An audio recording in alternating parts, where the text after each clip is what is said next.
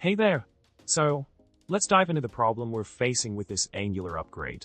The issue lies in a change made during the migration process from Angular 18 to 19. The automatic migration altered the code related to providers, and now we're encountering an error when trying to run the application. The error message mentions that mark inject. Mark must be called from specific injection contexts, which is causing a hiccup in our implementation. Quite a head scratcher, isn't it? Now, onto the solution. By tweaking the code to mark provide app initializer equals initialize app1 inject off service mark, we can ensure that our initializer function is wrapped in an arrow function. This adjustment places the call in the required injection context, resolving the error we were facing previously. It's crucial to structure the code in this way to avoid encountering the ng0203 runtime error.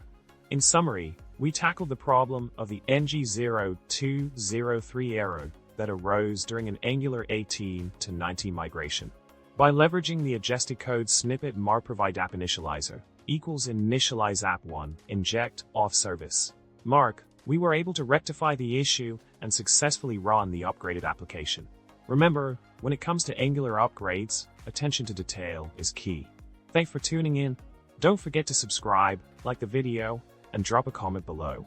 Catch you in the next one.